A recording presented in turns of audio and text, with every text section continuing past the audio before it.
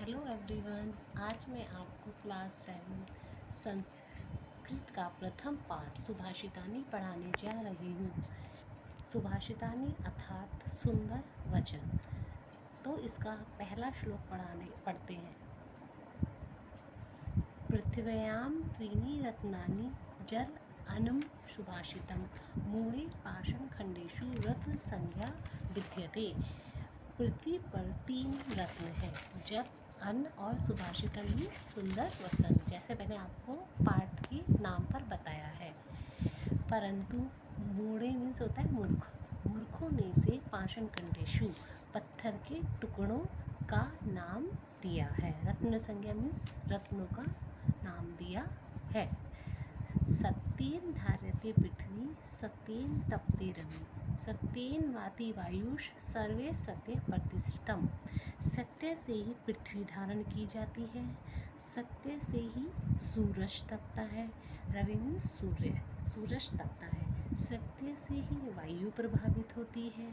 सर्वे सत्य प्रतिष्ठितम, और सब कुछ सत्य में ही समाहित है। अर्थात ये जो सब कुछ है ये सत्य में ही समाहित है।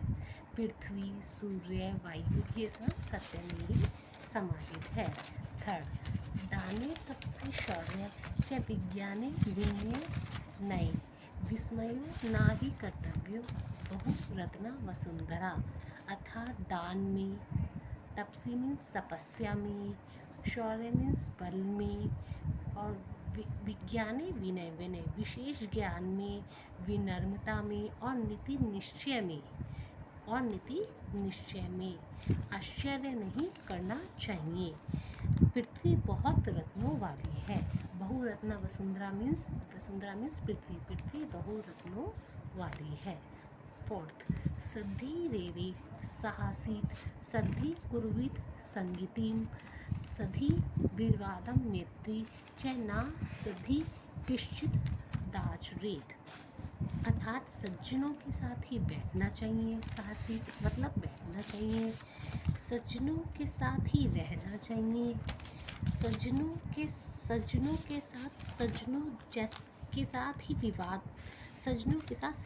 साथ ही विवाद करना चाहिए और मित्रता करनी चाहिए। असज्जनों के साथ कोई भी व्यवहार नहीं करना चाहिए। ठीक ही कहा गया है। संगति मनुष्य के लिए क्या नहीं करती, अर्थात ये है कि अच्छे लोगों के साथ ही हमें बैठना चाहिए, अच्छे लोगों के साथ ही हमें अपने सारा काम करना चाहिए। फिफ्थ, धाम धन्य प्रयोगेषु विद्याया संग्रहेषु च आहारे व्यवहारे च त्यक्तुम लज्जम सुखी भवेत्। धन धान्य के प्रयोग में, धन धान्य प्रयोगेषु है ना, तो धन धान्य के प्रयोग में, विद्या संग्रहेषु होता है संचय में, विद्या के संचय में, आहार और व्यवहार में संकोच को छोड़ने वाला व्यक्ति सुखी होता है। धन धान्य के प्रयोग में, विद्या के संचय में, आहार और व्यवहार में संकोच को छोड़ने वाला व्यक्ति सुखी होता है।